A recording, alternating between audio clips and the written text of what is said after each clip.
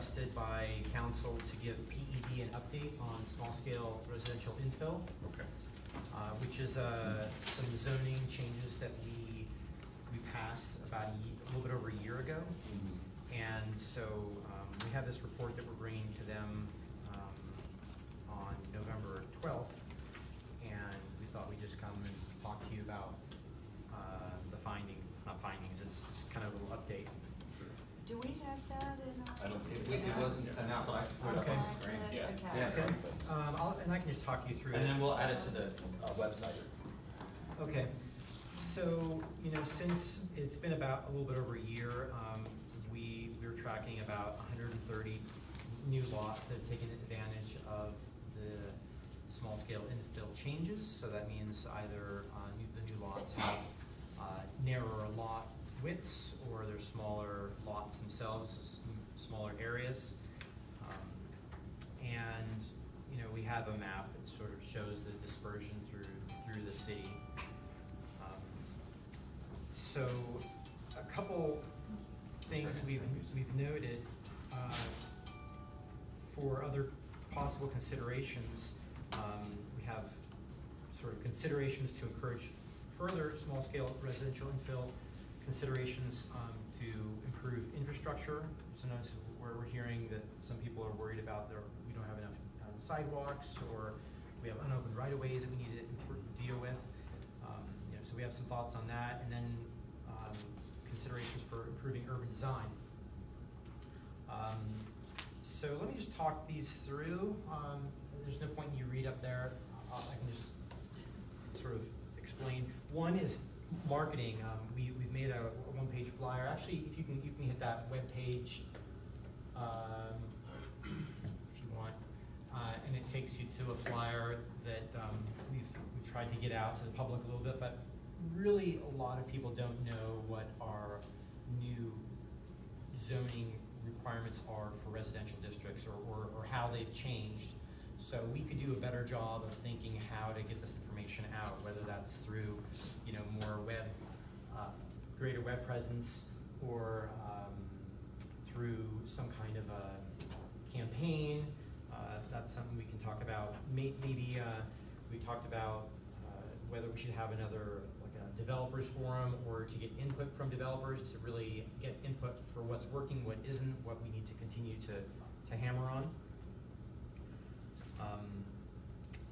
We have some, since the comp plan is finished, we have this two-year comp plan, and part of the recommendations from that are to look more broadly at our zoning districts in general, to allow for greater types of housing in all districts, and potentially to look at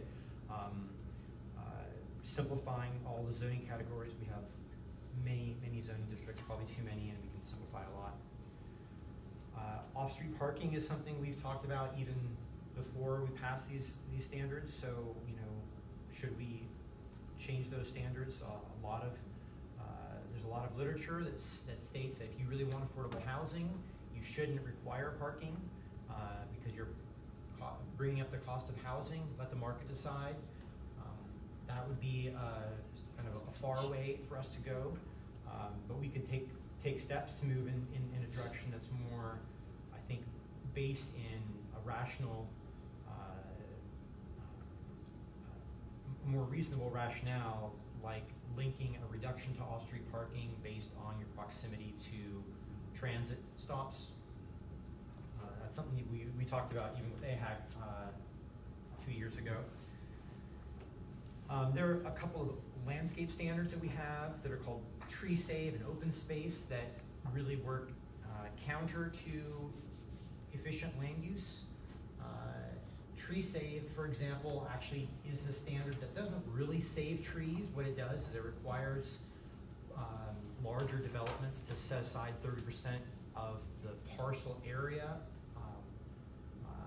for trees, but that we don't have a mechanism to maintain and to guarantee that those areas are treed in the future. So really what it is just kind of a big open space requirement. And so that's questionable in light of the need for housing, especially in an urban setting where we're trying to increase density. Similar open space standards are really similar to that. We have a flag lot standard that allows for properties that can't have a lot of frontage on the street to still subdivide their property.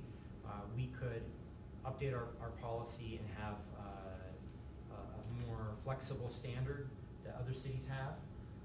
Currently, our standard requires you to have a 20-foot strip at the street to then lead you to a back part of a parcel that opens up and has more area that you can develop. Other cities have smaller standard, 10 feet, 12 feet. So that would open up a lot more properties that would then be able to subdivide and then get bank financing for funding their projects. A few thoughts for how we could improve residential development infrastructure. The sidewalk ordinance right now is pretty weak. A lot of people want more sidewalks. We could do a lot to require sidewalks more generally. There's been some talk of this is counter to affordable housing. Then again, people who, well, there are a lot of people who don't have cars that require sidewalks, or who use sidewalks and depend on them a lot. So that's another part of this sort of juggling act that we need to think about. For the standard and specifications details manual, which is a document that the city manages for sort of the details of development, we could update the requirements for pavement and right-of-way standards. We did some review of our pavement, basically the thickness of pavement that's required, and Asheville requires more than any city I found in North Carolina. Our standard is as onerous as major arterials for any city.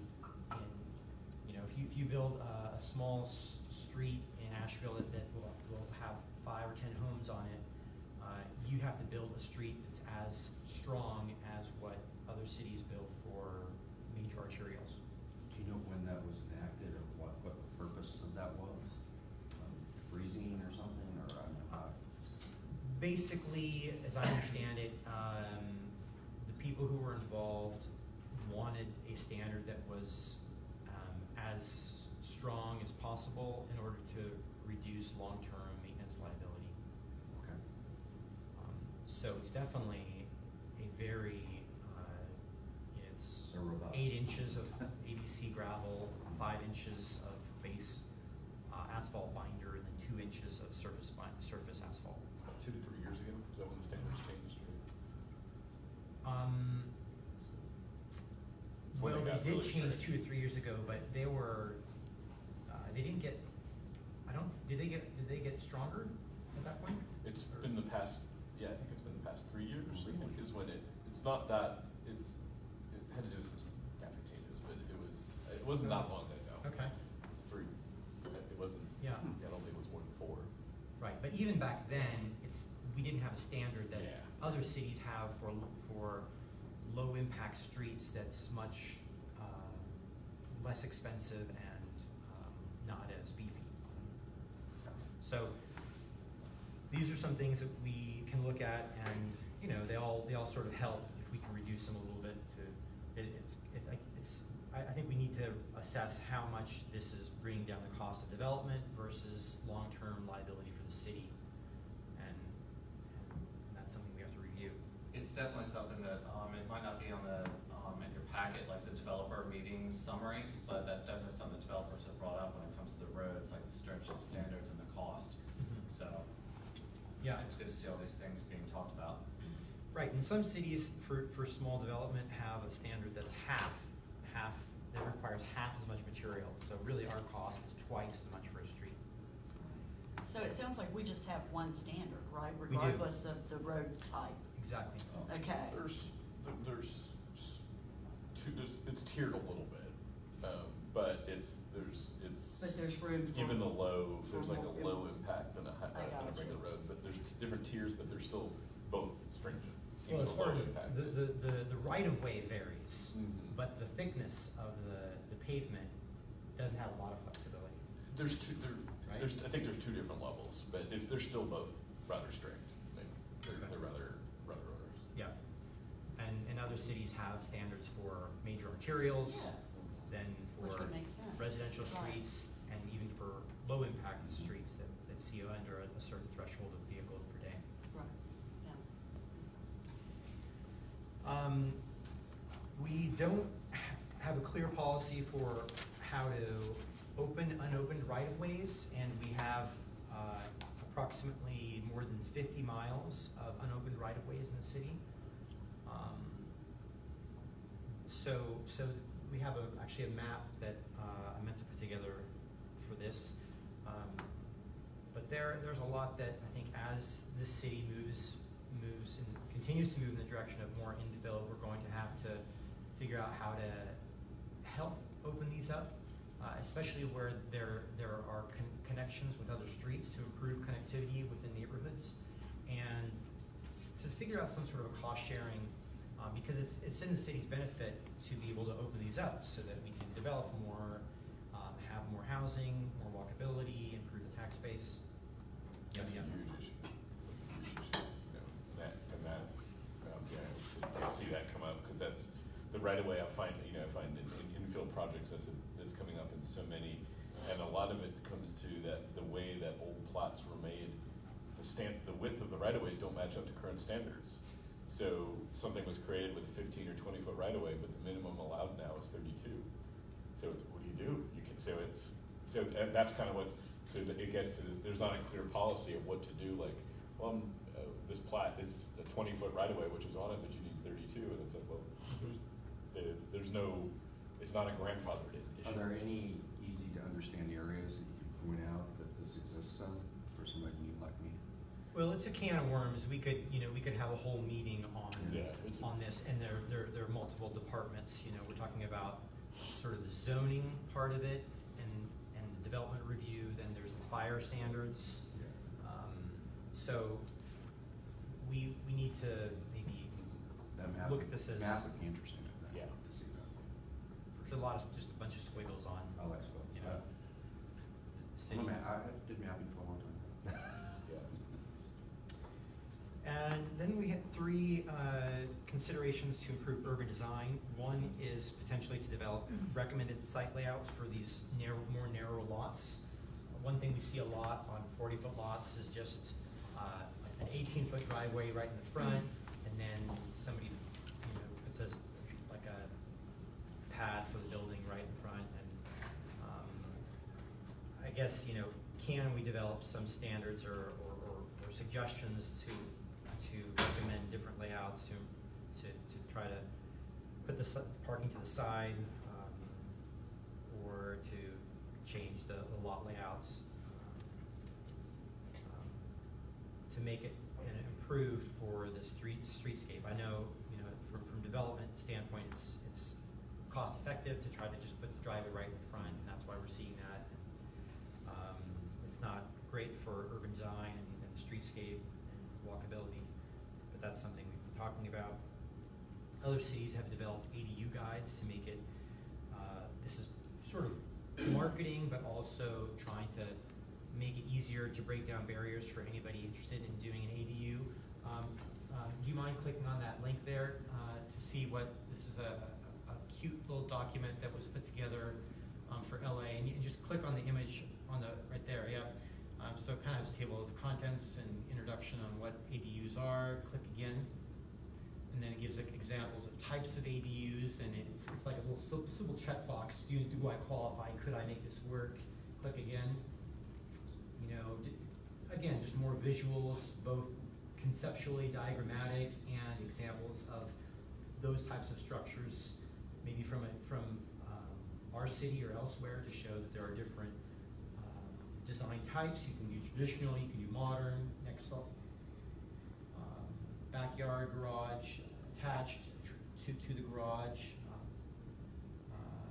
click again, and then this is hard to read, but on the left are concept floor plans, so people can really think through how big of a unit, big of a structure this is and how it would work. Images for where it's allowed in the city. In the city of Asheville, all residential districts, we allow them. Click again. And then, other questions and answers, FAQs, parking, etc. So we could do something like this to help urban design and to promote ADUs. And then the last consideration I have here is to create design guidelines for large-scale residential. A lot of this work has been on the small-scale side in neighborhoods, but part of our department, Planning and Urban Design, is reviewing projects that come in for 200-unit apartments, and we don't have standards that really promote great design. It's kind of, we're getting maybe more affordable units, but what we get are 200 units surrounded by a sea of parking. And it certainly doesn't meet the comp plan goals of walkability and improved quality of life. So we could work to push those standards, which may reduce the number of units, maybe bring up the cost. But that's sort of a conversation that we haven't had yet that we think merits having. So those are some thoughts. Thank you. So you said that this is, so you're preparing a report, and then, so this isn't on any work plan. What would be the next steps and possible timelines and anything that we would be able to do to say this is important, for us to encourage this? Well, this will be going to PED on November 12th, so to the extent that this committee has an interest, you can let me know and I can share that with them, or you can have somebody from the committee go to that meeting to chime in, to let them know your position. What's PED? Planning, it's the Planning and Economic Development Committee of Council. Okay. And it is VJ, Julie, and Gwen, I think, are the three council. Padilla, when's the meeting again? November 12th? Yep. What time, 4 o'clock? Something like that. Okay, and it's on the first floor? I think so, yeah. Gotcha. Is open to the public? Yes, yep. This is a public meeting. So depending on how this report is how much they want to see action, they'll instruct us. We say here that we're seeking PED guidance. These considerations are not currently a part of our work plan, but if PED wishes to prioritize these, we can examine city resources as part of our budget process and our priorities for the Department of Planning and Urban Design. Cool. So in a quorum, we would try to make a motion to say that we can't do that. You could. How about just a Yeah. thumbs up? Yeah. So one thing is that in that new kind of developer meeting report that is in the packet, where we're trying to talk about some of these meetings, I think the great thing with planning and the synergy we have is, we met with a small infill developer a couple weeks ago who was going to build 6 units and was trying to make them affordable, but kind of a little bit based on our code and the issues of what we required for that. The costs go up and there's really not an option for them to do the affordable. But we're being very open, which I think is great.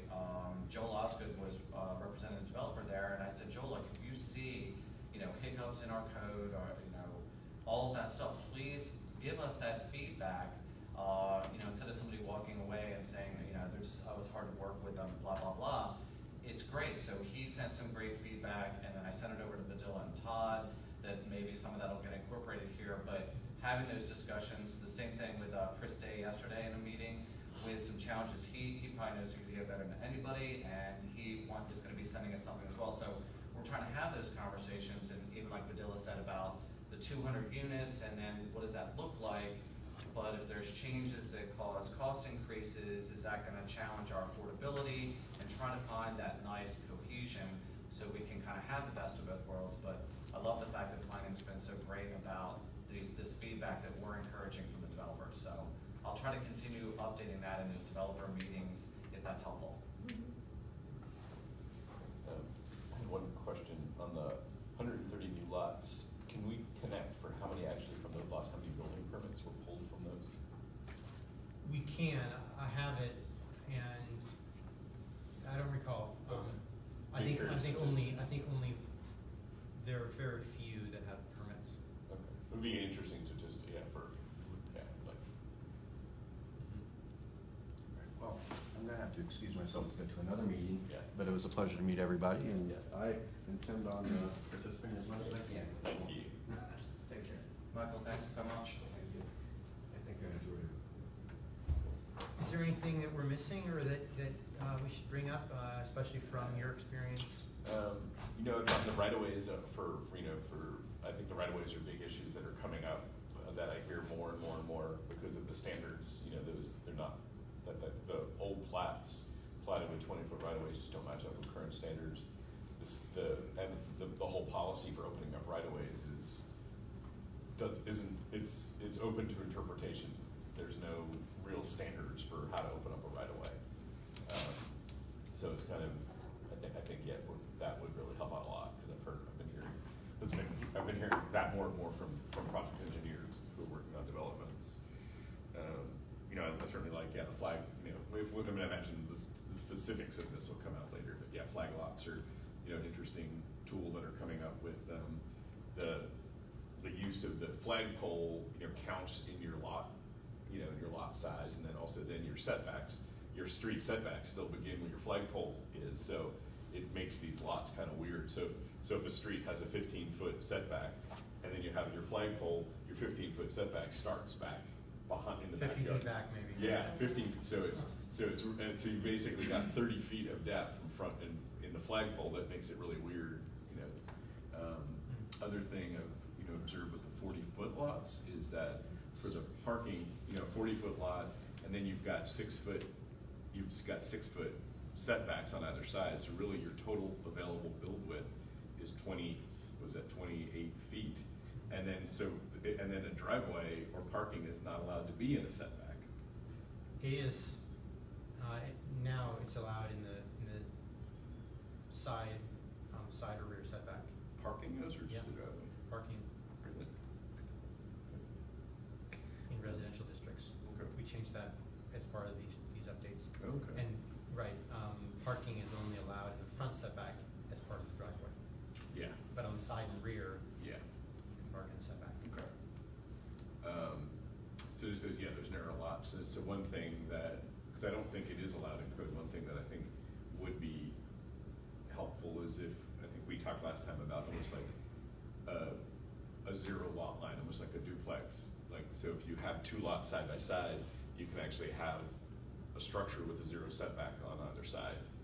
So it's almost like a 2-unit townhome, which I don't think is allowed. I don't think there's any way to do that in current code, and sell them off separately, like have individual lots. It's You build a like duplex. townhomes, but you're having separate lots. Exactly. Yeah. So there's nothing that allows that for just 2 units.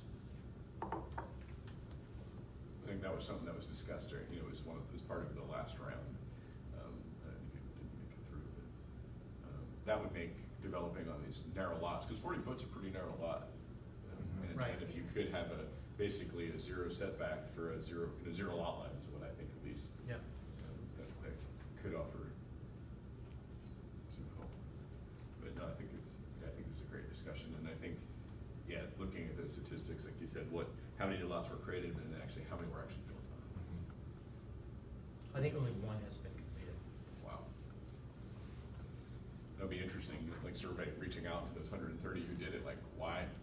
And that would be an interesting, survey to find out, okay, you did this, why hasn't, that's interesting. Yeah. I know of a few. Really? Yeah. They're complete? Well, that at least have building permits active. Right. I'm saying I think only one is complete. Oh, Has a one's CO. complete. Oh, it has a CO, okay. Yeah. But we could probably do active building permits. I mean, I know of a few for sure.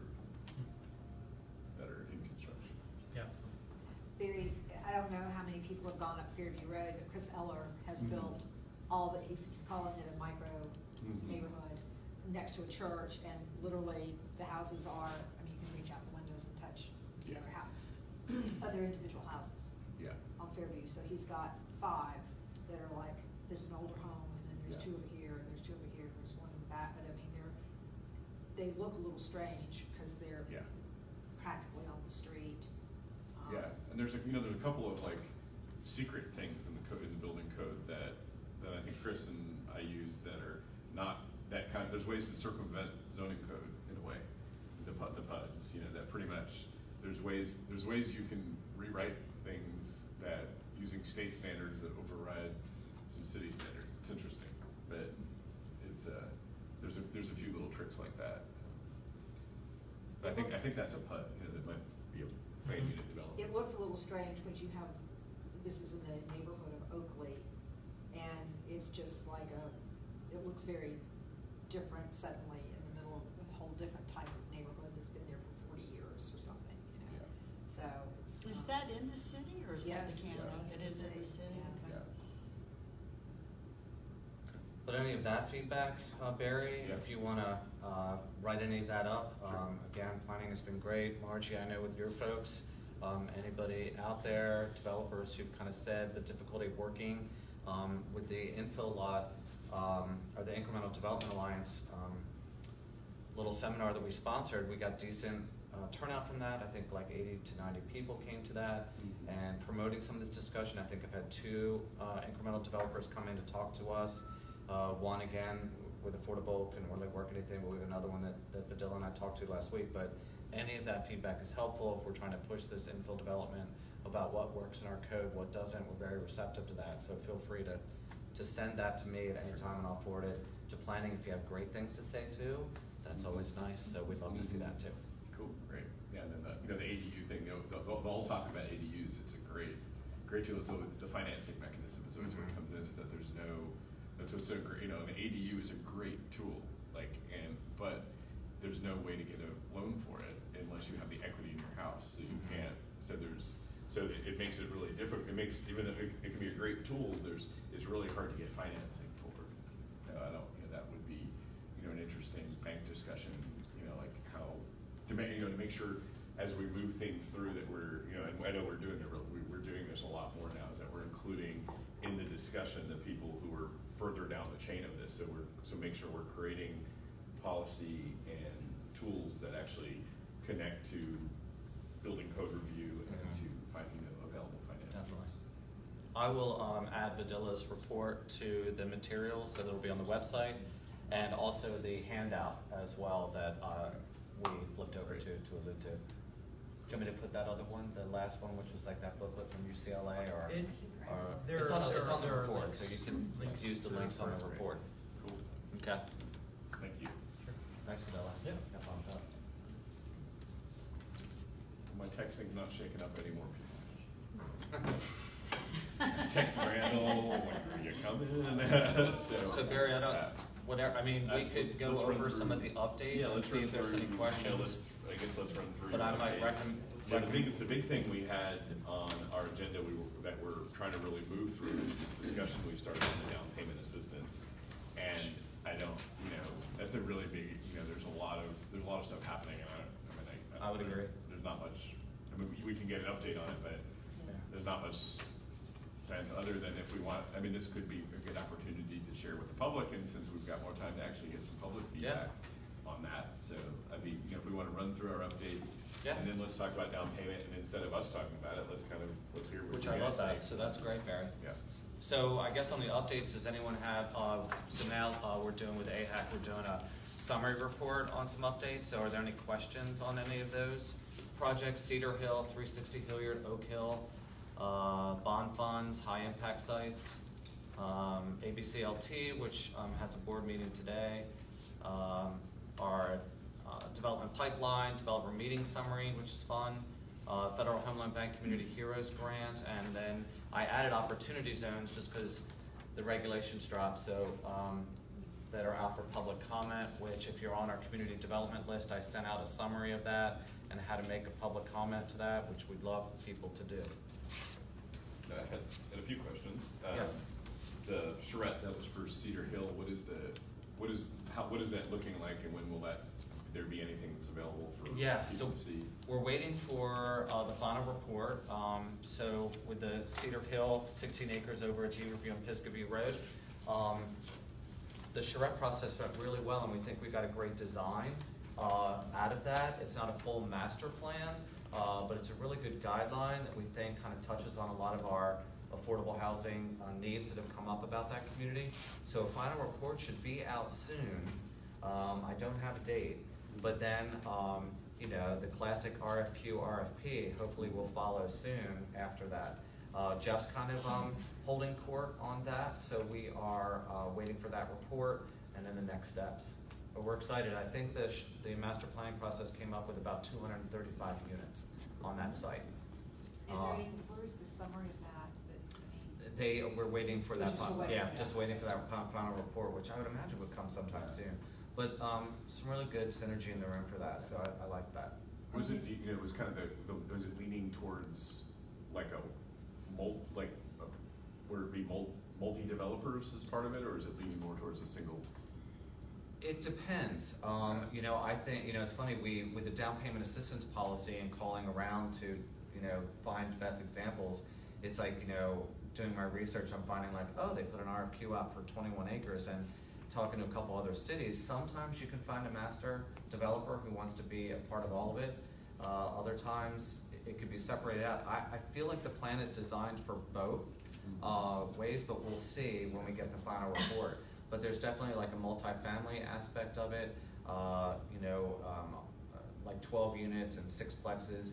There's also a townhome component and a single family home component that's connected together. I think one of the big questions is paying for infrastructure and how that looks. A lot of cities are talking about not only doing the land, but also doing the infrastructure as well to help those costs to add the affordability. So we'll see how that pans out. Is it something we can do? Can we RFQ an engineer to do it and we pay for it and then, you know, get that cost repaid to us? So those are some interesting things that'll come out. Vera had her hand up first, sorry. Is this a mixed income development or all these affordable? It looks like how is gonna happen? it would be most likely, I would imagine, a mixed income development. This is already a moderate to low income neighborhood, so you know, concentrating moderate to low income is never a great idea when it comes to attracting businesses and golly day, just perception and stuff. So we're looking towards a little bit more of a mixed income. I was just gonna say that there's a lot of people that do single family, and then there's a lot of people who do multifamily, Yes. and they have their own expertises. Yeah. And so, for sake of speed and being able to do things at the same time, if you have 2 developers that focus on their own expertise, Sure. you can get the single family stuff going, you can get the townhomes and the Yeah. multifamily going at the same time, and you win versus having one person trying to maneuver through all of it. And I'm assuming it's also gonna be a mixture of rental and homeownership? Correct, Okay. yes. That's what it's looking like so Okay, far. Again, good. we're waiting for the Good. final report. Yeah. And then we always appreciate those comments, you know, to light a fire under us at any time to get us moving, because we know we're trying to never be the barrier, but it's tough sometimes to work through this public process. The reminder there is out of that public process was, you know, people really wanted to see a community versus just housing. And we took that to heart. And so I think I'm glad that we did the process, but you know, now I'm kind of on the side of like, let's get this RFQ out as soon as we can. Cool. But it's exciting. We'll start seeing some units on city-owned land, so that's what we're looking forward to. And I'll always reiterate what I think is that infrastructure is an important thing to kind of, Yeah. because what I say is like, we talk a lot about infill city projects, but my experience is every infill city project is really a filled-in city lot. And there's, you know, even like, it's funny, the one that one of the project that I know is a 40-foot lot width that passed, that's in construction right now. They had to go down 12 feet before they got solid ground because it was filled in with old crunchy roads. Wow. And so basically they had to engineer an entire footings and everything, and it basically, you can't do affordable once you get into that. So it's, you know, it's just an issue in this town that we've got, what we're trying to do doesn't always match up with how things were platted and how we treated, really how we treated our land in the past. That's really the issue is, in the past from the city, they would just they would break roads up and just throw them over the hills, and now they're covered in grass, and now we're trying to build on them, and we're finding old buildings, old roads, old Mustangs, and that, yeah, I mean, Dead bodies, you just yeah. never know, once you're Yeah, digging. just what throw it you're over the finding. hill. So, Halloween. you know, so I'd say, yeah, and you know, even like the Cassinger group, that's, you know, that Yeah. site, it's, you know, that site, the Oak Hill site, there's, you know, Oak Hill has 20 feet of fill on it. Yeah. So I think, you know, I think that talk about infrastructure is super important. Yeah. If anyone sees any great examples of that, you know, we're looking around, please feel free to share all that. I love doing some research, but I'm trying to find some good examples of cities that have fronted the money and stuff like that, so if anyone sees that, that's great. Any other summary update questions? Hilliard is what's kind of the, what's going on with that? I mean, I know with ACD, I know there's the change and Right. what's next. So I believe 360 Hilliard's gonna go to council, either at their November 5th meeting or November 19th, if I've got those dates right. So that's gonna be now a homeownership model with partial, some of the units affordable and some of the units at market rate. Basically about 64 units total, I think it's 31 and 33. I always mix up which one's which, but the affordable units, you know, again, it's still, you know, working its way through council, but if everything works, looks like the affordable units will be sell for about 135 to 155, and then the market rate units would be about, I think, 250 to 325, 1 or 2 bedrooms. I know that it's an interesting model. I have to say, Cassinger's been very good about. We had a good conference call with Pinnacle Bank, who's going to be working with their construction funding and possibly some of their mortgage funding. So that was a really good conversation about how exactly does that work, and you know, appraisals and in the same building and stuff. So it's an interesting concept. In your summary, there's also the banker meetings that you all asked me to do. So there were some things there, and I can introduce. Linda and I talked about this a little bit. Linda Youngblood with Atlantic. Atlantic Bay Mortgage. And we talked a little bit about how a building like that with home ownership in it with 2 different levels, affordable and market rate, like when it comes to an appraisal, to do the sale. So I don't know if you have anything to say. We talked about it briefly a week or 2 ago. Yeah, we did. So I just see it from the lending perspective, and I'm like one of the top lenders for the NC Housing in the region, and I'm also on the list of Mountain Housing. So I dabble in these down payment assistance worlds all day long. And when you talk about this, so these mixed-use ideas and having affordable housing is really near and dear to my heart with all the people that I see. But I have a concern if this example, if you sell 1 unit for $250, 1 unit for $150, you know, when you set it up, it's okay. But what's going to happen like 3 years down the road when somebody else comes in to buy the house? The appraisers are going to go out and look at comps, and they're going to try to find homes that are sold like it in the area. And if this home is comped at 150 and this one's sold at 250, it's going to bring down the value of the 250 because they will not be able to tell the difference on the MLS between the multiple units. I actually really see that's like not a good idea if you want to put them. You need to make them different. You need to make them different so that this particular unit does not comp with this particular unit. Right? Aren't there separate buildings, like different sizes? But that was my biggest concern. I'm like, I would not advise my client to buy one at 250 if all the neighbors were selling at 150 because that doesn't make sense, right?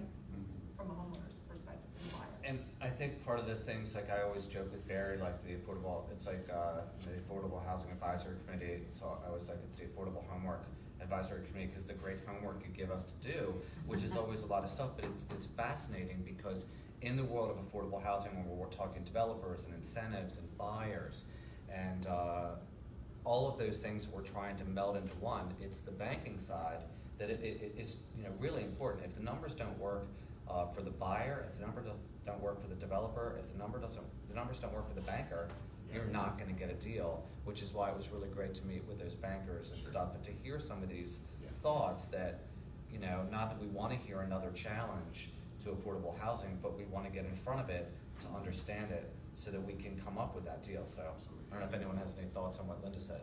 Well, Paul and I were both at the North Carolina Affordable Housing Conference last week, and I met with several bankers, and you did too, but we went to any number of the scenario meetings and stuff like that, and 4% is really, people are tired of 9% because it takes so long, and North Carolina is very limited, but when you go to 4%, tax credit, Okay. sorry. Yeah. You have to have that gap financing, which the banks, you know, you've got to have a lot, you've got to have some equity in it, and that's one of the things that's so key is getting the banks to look at that, or to look at another thing is, looking at some of the modular materials. One of them that's pretty new is cross-laminated timber, but it's getting a bank to loan you the money for cross-laminated timber. And so, because they don't know it, we don't have anything right now. Now, there are some things going up in Winston-Salem, but you know, the materials, everything is so expensive now. I know Jeff thinks the 135 and the 155 is reasonable, but it's gonna be, I'm referring to 360 Hilliard, really, really difficult to build that, knowing that at least half of them are going to be at those prices. And so like working with Linda about, you know, they're very aware of all the products they have out there now, but then when these new things come up, mixed income and stuff like that, that's where the banks are aware of stuff, but sometimes don't always have a product for it, for the person trying to buy that home. Well, right, because, I mean, from the lending side, I mean, you guys are speaking of two different things. You have the cost to build, and the lending for the builders, and then you have the lending for the buyers. Right. I can't really speak, well, although I've done plenty of construction lending, I can't speak to trying to find money for spec building or this kind of stuff, because that's outside my strength. But from the consumer end, they're, all the banks, with the exception of some portfolio lending and credit unions, we all do Fannie Mae, Freddie Mac, USDA, VA, and FHA loans. That's kind of it.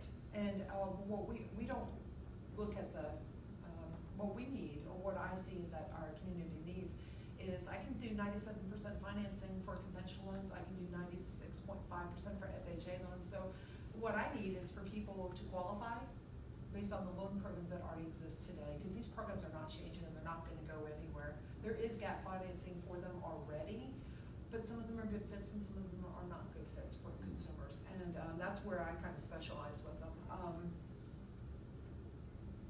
I think that whatever you do on this end of it, you don't need to recreate the wheel. I think you need to fill in the gaps to fit to these programs. Because other than that, I can just take it and run.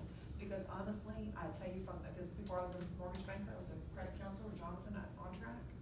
And if we get these people in something that's not sustainable, then we're not doing anybody a favor. So, I mean, fill in the gaps, go to these programs, they're really clean and easy to understand, and that's where I think, and then the rest of it will take place. I've already got money from MHO, I've already got money from North Carolina Housing. If the city of Asheville really wants to put some more monies together to help with closing costs, or the 3% I need, that would be a really good fit, and then I can finance anybody into these products. And if you talk about housing, the type of housing, I would recommend you stay away from the condo mode, because condos are a whole different beast, and if you can get me into single family or townhome, true townhomes, I have all lending products available. Condos are really restricted, and they make it, plus the condo dues and everything else make it really hard for people. So focus on the down payment, focus on closing costs, and then focus on the type of house, and make sure that whatever you build, I can get appraisals for later in life. Because you're talking like the small accessory dwelling units. I mean, 2 units on one property is totally allowed by Fannie Mae and Freddie Mac. That's not an issue. The issue is if you parcel this little tiny thing off and they put it on its own land, you're gonna be able to get comps for that. And until you have enough saturation of those things, there's not comps because they don't sell, right? And therefore we can't do lending because you can't get a fair market value of what these processes are. But that was my takeaway from Paul in like 2 minutes. Okay, So Linda is pulling into the down payment assistance Yeah. Conversation, but which is great, thank you. Yeah, well- To hear some of that, is there any, back to I had a question on the 360 or case in anything? there. Can, like, an example like that, because I've heard, I've heard like Habitat Mountain Housing can't sell something less than appraised value. So, or maybe it's their guidelines that follow that, so. Well, Habitat is a whole separate world, Okay. and they're a whole different funding model. Yeah. Mountain Housing builds homes, and they also do down payment assistance. They have like more than one branch of that. Mortgage lending rules say we do appraised value or contract price, or whichever is lower. So I don't care if the contract price is under appraisal. Right. It doesn't matter. Yeah. Mhm. So. And then, you know, I haven't seen, like, the Cassinger one is surprising. I haven't, I mean, I tried to watch for stuff. I haven't seen it in the media, I haven't seen this whole change written up anywhere. I haven't seen any articles yet. Has it They been? presented at the last meeting. At the AHAC or HCD? At HCD. At HCD, They yeah. presented. No, I mean, has it been in the media? I haven't seen it, any Yeah. articles. 360 Hilliard. Has it? Yeah, I going to a have- condo model. It did, it was in the. But it was in the paper? I think it was in the paper. Okay. Okay. I missed it. Okay, yeah, I just missed it, because I've been watching for like what, because Mhm. that's, you know, just kind of what the public feels about, hey, we created a project based on it being rental, and now it's going to this, and, you know, it was but I'll watch for that. You're covering it right now. I have a. Joe, do you have a question? No. On the two different prices for this particular development, are we not, or are you guys not considering restrictions so that the lower priced product remains lower priced? So that, you know, you're gonna have those higher priced products that would be sold to people who can afford the higher priced product. In the lower priced product, there would be a restriction so that it is sold to people who qualify to make this purchase. And we want to keep them at a lower price so that when there's a turnover, then another person who can't afford the higher priced product can buy the lower priced product. So what's wrong with that? There's at least one unit in Asheville that has that restrictions, and I almost never did the lending on it because it's, I Yeah, don't know, that initially actually was. was Yeah. gonna be my question. What about long-term affordability? From what I understand, it's definitely gonna be restricted to folks making 80% or AMI of less, and there will be some sort of long-term affordability as part of the program. So just 80%, what, there's no percentage of these units that's gonna be less than that AMI?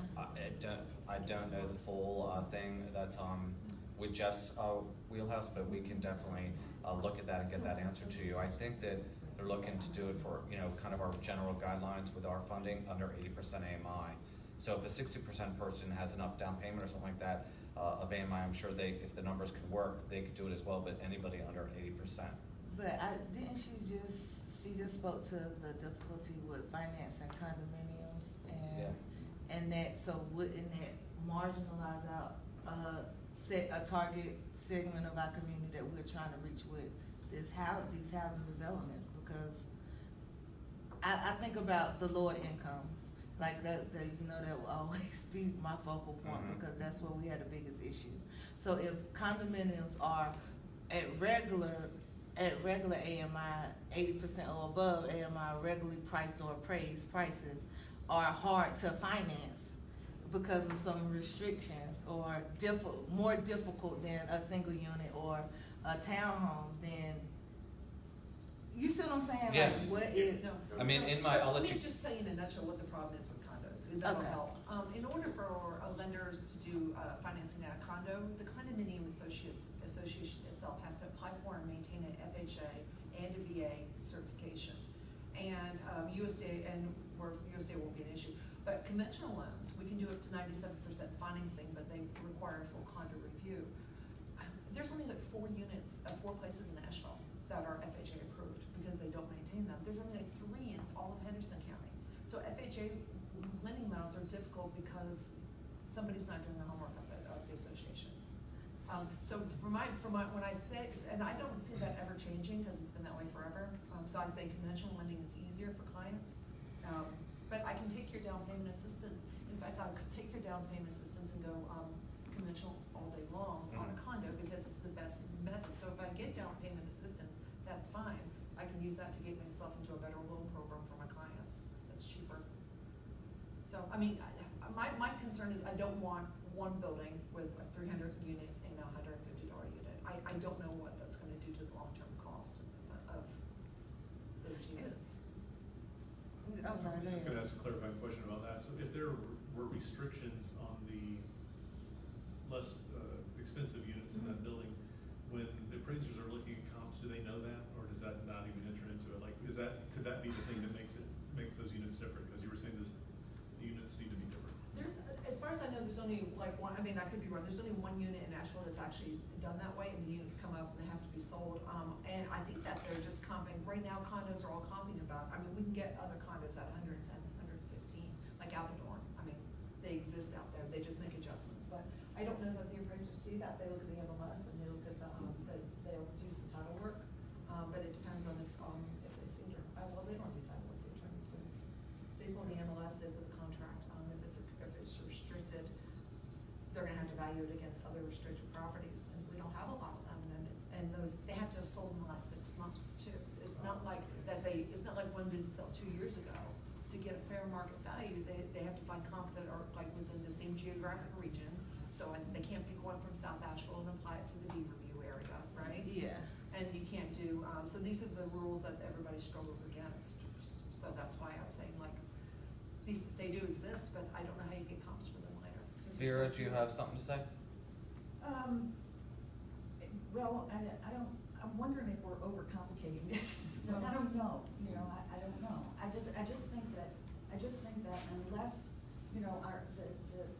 the idea that I believe was expressed here has to do with mixed income. And, the idea also is to have these products at a certain price and these products at a certain price so that you can have that mixed income piece, and the restrictions would guarantee that the prices of the lower products would stay lower priced, and I don't quite know why we're. Yeah, I think the big, where the topic becomes really interesting now is that it's gonna really, what's gonna come, we've got this city-owned parcel we've been working with forever, to get to this point. We knew it was moving towards a rental model, so, and it was, at least we knew it was gonna be able to help people.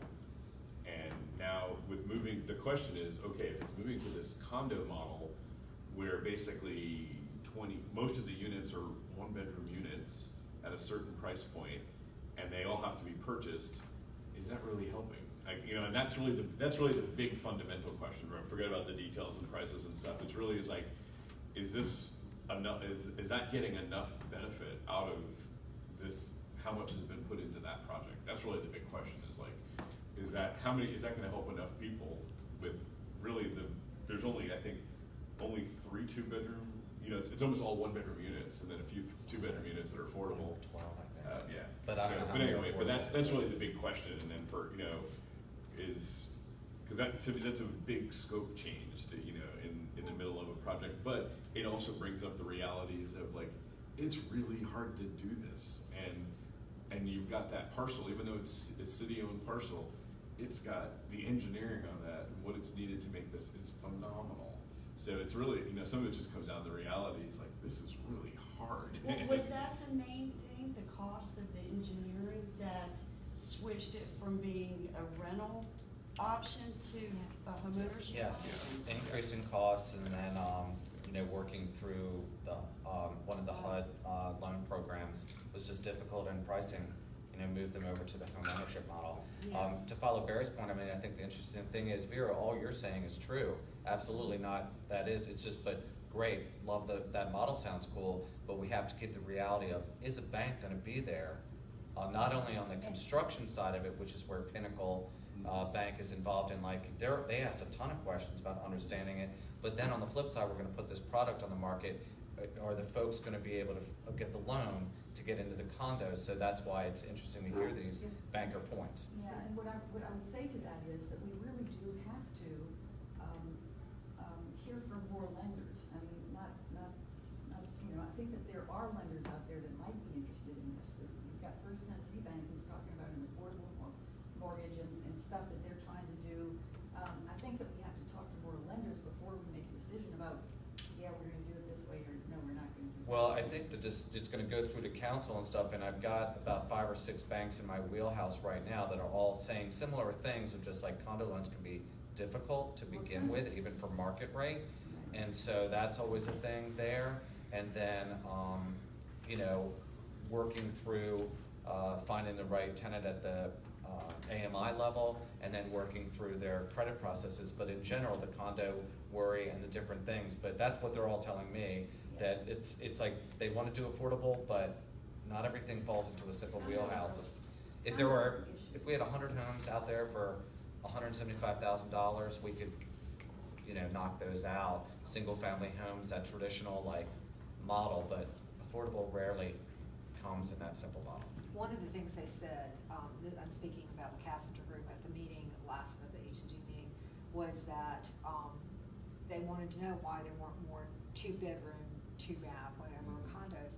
And this is what he said, they have invested so much money in the HUD process and everything, that if you were to up the number of 2 bedrooms, he would have to start all over again and go through that whole HUD process again, more money, and they just said they can't do that. So, and that could be another year, going through the HUD process if they change everything. Gotcha. And the architects that, well, Barry, what that entails, so. I can share the HCD meeting minutes as well on this, the materials we put out for this meeting. Given some of the requirements that she said as far as the financing component to financing those homes that she could piece together to make these potentially puts together to make these loans happen. But the requirements on the condominium associations or whatever, as far as the maintaining that standard for HUD, like having these certifications and things in place so that it can be financed. Are we looking at that as a requirement? If we saying affordable, like my big thing is if we saying affordable, we need to be truly meaning affordable, and that also means on the developer end, are y'all willing to commit to maintaining these requirements so that we can get the lending services for the consumer to be able to have that mixed income development, because that's really the goal, or it's really not gonna serve its purpose, especially if we're not saying this is a requirement that y'all have to maintain these things so that we can ensure the financing. Because if we're not doing that and they build, Right. and you see what I'm saying? It's too much. Like, I just want to see if that is a part of the conversation. Are they saying, "Oh, we're going to maintain these things so that we can be in these programs, so that people can have access, the different incomes can have access to these I'll properties." bring it up to Jeff as part of that continued Please. conversation there. I think one of the best things about this committee as well is everyone's always looking for, it all can sound great, Yeah. but we want to see the red flags up front before we start walking down that path. Like, oh my God, that sounds wonderful, and then we go to it, and the banks are like, we're not gonna lend for this project, type of thing. Yeah. We're looking for that, and I think that's a good thing about this committee. So condos are an issue. I mean, they're an issue for the seller too, because it's not so easy to sell a condo. Why do we have to stick with condos? Why aren't we talking about townhouses? Why aren't we talking about something Well, we're else? talking specifically 360 Hilliard, where, as Margie said, they put a lot of money into it. It was gonna be multifamily, and now it's switched to homeownership condos. Why not homeownership townhouses? I I think for the Sites density. can't- Yeah, the site's only density, 0.8 site acre. is For that very site. tiny. Yeah. Well, what I'm saying to you is, that be mindful of what you're building now to be able to finance it later is all I'm Yeah. saying to you. So, I mean, there is plenty of room for Yeah. comps at 125. Do you find, like, is the reason why projects don't, is this connected to that because the projects that have to that maintain the condo standard for FHA and VA, to do that, it makes the monthly dues more? Is that, and then, I have no idea. okay, so that's what I was wondering, Yeah. like, because then that then makes the qualification, if it's got those projects, if they have higher condo dues, I think it's a certification process. It's- My it- understanding is, all they have to do is maintain the certification, Okay. which probably has to do with reserves and has to Yeah, do with, gotcha. like, repair escrows for the roof of the roads Yeah. and common areas. I think it Okay. has to do with those pieces, Okay. and rental caps become an issue. yeah. And see, I don't, like, a certification, I feel like it's something that, if required through our Sure. partnership with them, should be something fairly simple for them to maintain in order to secure the financing, to maintain that financial. I'll find out about Opportunity. that, and then maybe Linda, if I have questions, I might put you and Jeff together, just so Okay. he understands it if that's a requirement, to make them an easier product to sell. Yeah. Is that a developer requirement though? It sounds like it's a homeowner's. I think It it's doesn't the sound- homeowners, but if the developers who selling these properties, and they gonna have to establish that association, and they can say, this is a requirement due to our partnership, this is the things y'all need to maintain, they have the purview to do that.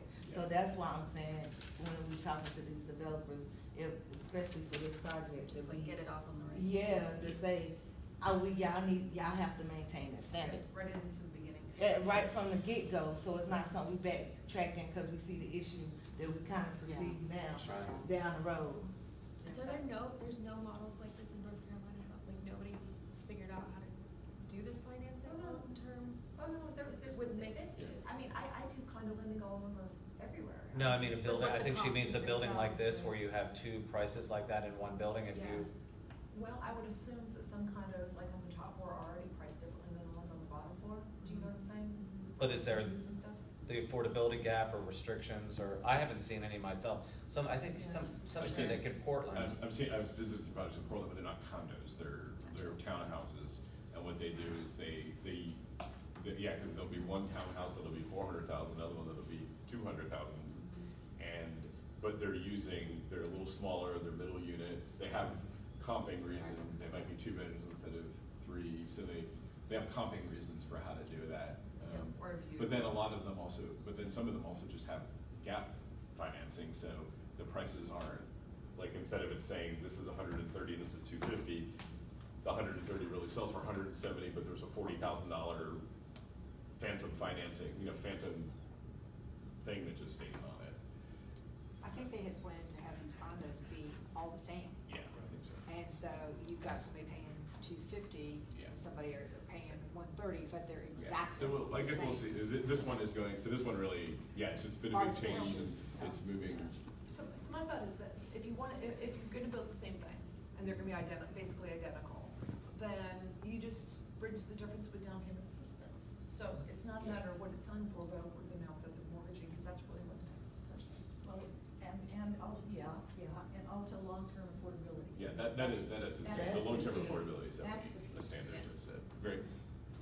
Yeah, I was at the HCD meeting and I made this comment there, but I just want to put it back out there. We were, when it changed to go into condos and we saw how few had more than one bedroom in terms of kind of thinking of families being able to be in it. We'd seen those numbers when it was rental, and we understand that the city had been kind of driving up one bedroom rental need for a while.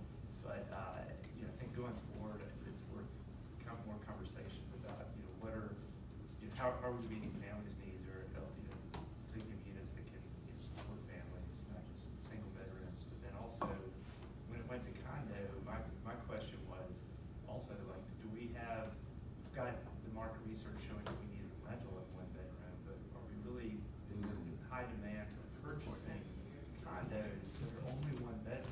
Because now you've really, you're asking folks to lock into a long-term loan, a much bigger commitment than a rent, and they can't grow, if they wanna grow a family, they can't. They So don't they're have gonna have space. a difficult unit to sell down the road, and so, I know that this is, and, I know that they've put so much money into designing it this way, but changing it from rental to homeownership, I think just raises some big questions on ultimately who's gonna be served, and then how good is it gonna be for consumers? I mean, is it just gonna be a lot of retirees maybe looking for downsizing who wanna come in there and are willing to, lock into a long-term I loan? think you hit the nail on the head. I mean, I think that's the whole thing, is that this project was designed based on all this demand, and we kept hearing, need one-bedroom unit rentals, need one-bedroom unit rentals, need one-bedroom, so a lot of the project was designed on that. So if the project all of a sudden changes, it's like, okay, now we're just gonna do one-bedroom for sale, is that demand the same? Like, that's really the key of this whole question right now. It's like, whoa, just because the project is all designed this, is that where the demand is for the people who need it the most? So, Do you have any is there a recommendation for the committee to, Researching. or, Has there I been know a- it's going to council, so I I don't. mean, I'm surprised this is rushing through that fast. This seems Yeah. like that's to me, like, this seems like, I think Jeff Especially needs with the to, change. to be, Jeff has apparently been the one that has been doing a lot of the discussions with Cassinger and approved this, and I know everybody wants home ownership, but the one bedroom is a very, very good question. Yeah. Maybe there is a way. what is the study? That's what I would want to Yeah, see. is there a market What is there a market study for? What is supporting? If I remember correctly, Real there market was study there and a is- homeownership. There's what? Very Did different. he use the deed review I think, study? yeah, I he think used he the study, used and he the- said the there is deed a demand reviews. for it. He said it is primarily like seniors that are being priced out of where they currently live. So, I will say that, So I that's see that a lot, at kinda, least, I see a lot of people losing their homes. But Okay. like, For for me, senior, it's- this is not a senior if- living project. if, This is- exactly, this is supposed to be affordable, like, it's a different that's a whole different scope if we're talking about senior living. If that's what we're basing this on, then that's where the focus Yeah. needs to be. You can't say affordable housing Right. and mixed income.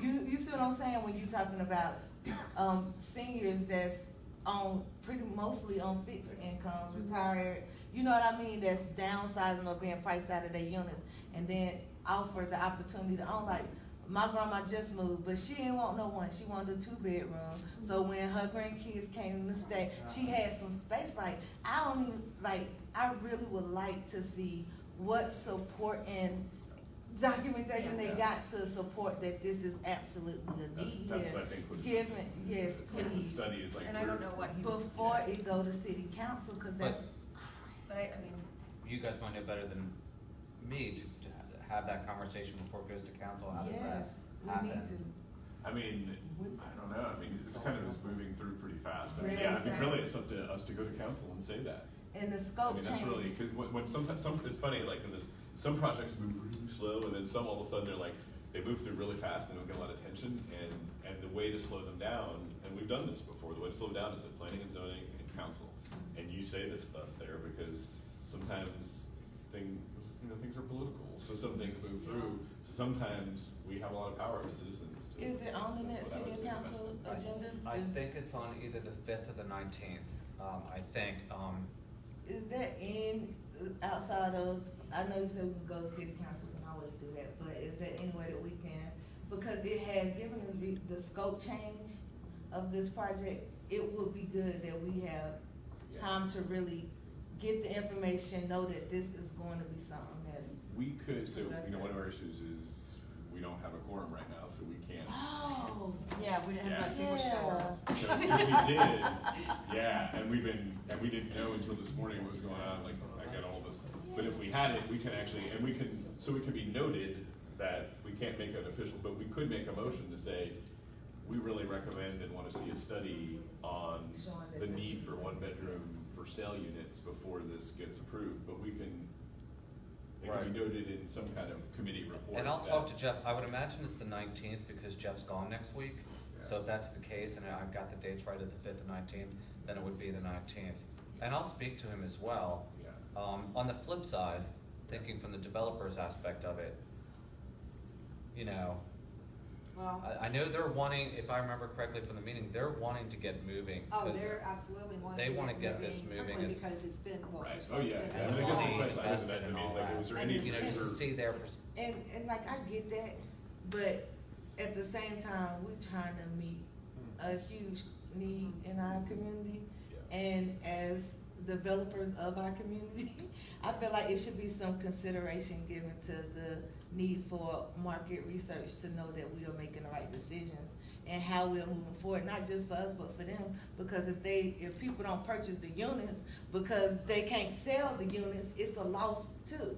You see what I'm saying? So for both sides, I feel like it's a benefit for them to know for sure that it is a demand and they are going to be able to get these units sold and I utilized. don't know if they did any of their own market research, I don't remember them don't saying think they that, I did. don't think they had, but They they might build many, utilize many, this. they build many, many places, and I know that one of the things they were going to go back and study and try to get an answer for was the homeowner association dues, Yeah. how to maintain them. So, they escalate every year, whether it's a townhome or a condo, they escalate, so they were gonna go back and try to look at how Well- to maintain. Right. You have to have them, but you don't. Will Pinnacle, the construction, if they end up being the construction lender, would they require a market study for this product?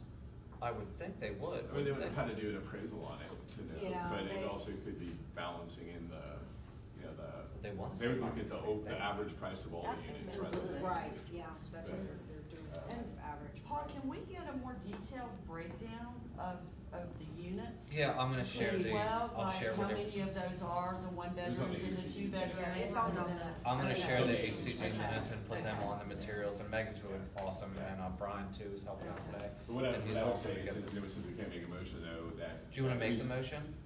Yeah. So at least it can be Yeah, recorded? I would make a motion that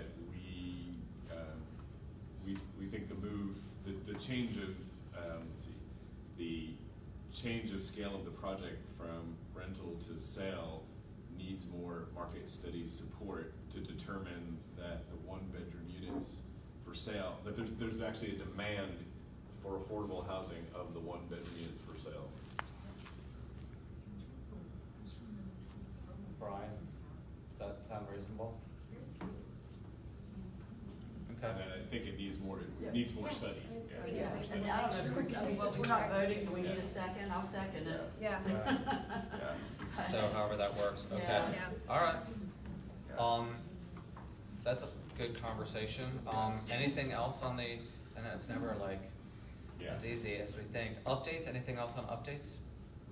I think Well, that- that was still updates? We were just, yeah. Well, just we're having, we're having, Casual meeting. why don't we decide to have, because basically first it was just her, Yeah. we wanted to interpret this more than Joe and I first, and Parker came and then you, so. I was digging- So we decided to have a That was very really casual late, meeting so where we're I just don't more know. discussing this with the public and, because we can't, Yeah. not much to do. Okay, There you so go. I do have a community land trust update. Sure, yeah. So, we actually meet with Mike Brown this evening, so we're working on our resale formulas and getting all of that stuff in place. We will have a website launch this month, which is really, really cool, and I will have the opportunity to be on the Priced Out panel, which is, if you haven't seen that documentary of Portland and how fast the gentrification had, like, over a 15-year period, and be able to really look at where we at, and not to minimize the urgency of really needing to look at how we doing this affordable housing, but also to say that in 15 years, they became the most gentrified city in the nation. Portland, over 15-year span. And it shows the progression of, it's an amazing movie. You really need, Is it it's on? called Priced Out. It's on the Habitat website. And I think, Pisco Legal might have a link to it. Yeah. Because they were, a sponsor of that event. It is eye-opening. We can send that out to the whole community development Yeah. email list for people to take a look. It's eye-opening. It was a really, really great movie. Just to see where we are and how we do what we doing and how we consider it, and some different ways of looking at, like, being able to see the impacts when you go this direction or you go that direction, and see what that impact really looks like, and how the city, how it really gentrified communities. And it's great. It's a great movie. So, yeah. Anything else? The only, I just wanna, again, thank you for I love now the developer part, that Yes. has become so transparent now, and that really helps for us to see like what the questions and the concerns are of people. Yeah. So just wanna thank you. Oh, That thank you. really, it really helps us seeing that. No, and let you know that I swear we're working on these things and having these Yeah. meetings and, you know, conversations that are happening about it. But, we have people who are very willing and, you know, their head and heart's in the right place. A lot of it boils down to money. Yeah. And the banks, and it's really, you know, fascinating to keep them in the wheelhouse, so. I did, I had a question come up on on the Heroes Grant. Yeah. So the Sorry. Hero Grant program is through the Atlanta, Yeah, Federal Home Loan Bank of Atlanta, So, yes, and it's for city employees. correct. So, is that grant, can that be used, if it's a city employee, can it only be used in city land, or can it be used in Buncombe County or other? Right now, I believe, like our other programs, since they're taking money from the Housing Trust Fund, that it can only be used within city limits. So it can only be used for city employees within city limits. So it can't Correct. be used for a city employee in Buncombe County. Now, I can ask, I did the draft proposal yesterday to the Federal Home Loan Bank. It's due the 5th. They want us to work with Home Trust since they're the ones who introduced us to us, but we'll be able to utilize any bank. Okay. I could ask Joe that at our call today at 12, if we're allowed to go outside of the county. And in the documents from today, in the banker meeting notes, like, I believe it was Linda who said, if some of our down payment assistance could be utilized in the county, you know, and it did, and I believe Lynn said the same thing as well, and it did create a discussion like, you know, should our policies with the Housing Trust Fund when it comes to loaning be allowed to be used in the county versus that'd be a bigger conversation, but it has been talked about, not only with the bankers, but a few other people recently about, can we take our money into the county where you can find a better priced home versus the 300,000 plus in the city limits. Yeah. But I'll ask Joe. Yeah, I'm just curious on that, because it's a city, if the program is designed for city employees to be able to purchase, if that restricts it to have to be in the city, or if I that's think so. open, or if that's open to in the county. By using our housing trust fund dollars, I would think it would limit it, but I'll at least see what Joe says if they care. Okay. So I have a question. Cause just because you just said it now, I'm like, What? okay. Like, the use of that money being used in the county where versus in the city limits. When we're looking at the issue of gentrification and in the city limits, Yeah. how is that fit? You see what I'm saying? Yeah. Like, would that just perpetuate the issue Of- or fast pace the gentrification of, you know what I mean? So Absolutely, right. That's my concern, because that's the issue. That's probably the Like, best I can argument, go it's to not the spending county in and the county. find a house, like, that's not the issue. That the issue is that people who's trying to live in the city or have lived in the city Right. are being pushed out into the county. Right. Well, into Haywood County and all the other. Exactly, surrounding like counties. all the counties, so it's like. But on a realistic numbers part, because you're absolutely right, and that's the best argument. But when it comes to working with realistic numbers and the bankers and $300,000 and, the money that we have out there to make those numbers work, it's hard, but you're right, we gotta continue that fight To push, to like. not push that gentrification out of the. And there was this other note about that, so there was this, it was like that government study or determination that our housing trust fund could be used, because this has been where I've been, like, this HEROES program is for 80% to 120%, Correct. basically, and that was not the purpose of what our housing trust fund was, but then there was a government determination that's on the updates that says it can be used for that, so it was I was just a little like, oh, what is this a precedent, like, what does this mean for our housing trust fund if it's now being allowed to Well, be used for something beyond its? What they had, determination? when Jeff worked with the UNC, School of Government, Yeah. we put in the Housing Trust Fund a special note that for this program only, with the 80 to 120%, with a sunset of a year date, just to see if it's successful. Because we'll have $400,000 to help city employees.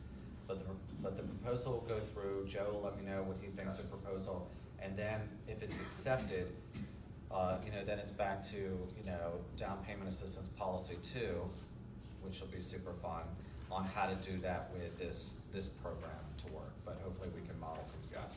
So it was just for this particular? Yes. Okay. Okay. Gotcha.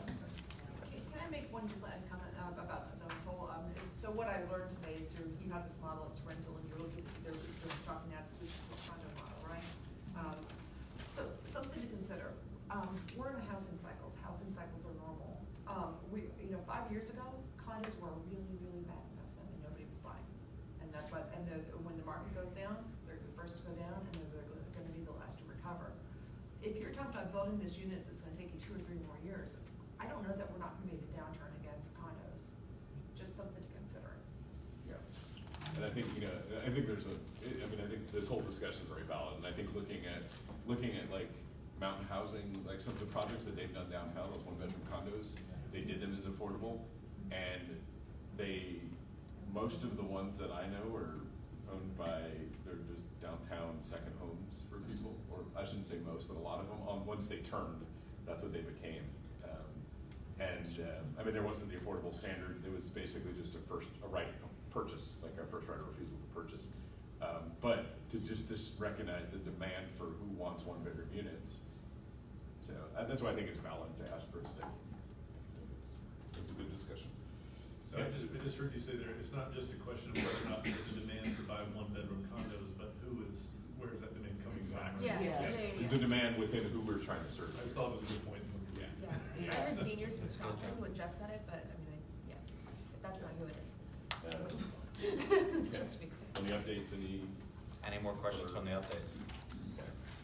So what we decided on for the down payment assistance, because we don't have a quorum, we had, so Padilla presented at the beginning part of the meeting about some zoning. Thanks for having me. Thank you. Sorry guys, I gotta go. Yeah. Thank you. Linda, thank you. So we really can't take action on moving it into the down payment assistance, so, but month, I know Paul has done interviews with at least 4 bankers, and we've been doing a lot of other meetings on this, including so it would be good to just kind of update. So we can't take action on anything, but we can hear what's moving and then come up with any further questions. We went to a meeting. Paul and I went to a meeting. It was a couple weeks ago with the board of realtors and trying to get them to agree to create like a realtor affordable housing designation that then those realtors would be willing to take 0.5% of their commission and then kind of move it to the buyer. So what we know on this is going to take every person along the process to give in a little bit, and so what we're trying to do is how to, once we design the city's policy, that we're also asking along the way everyone else to help out a little bit. So, and then Paul, the banker meetings, I think were really, really helpful. I just wanted to bring up,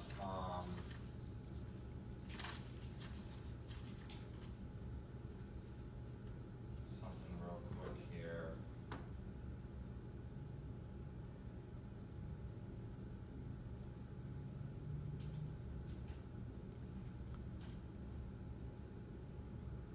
Can everyone see this up here, this screen? Do you want me to turn the light off up here?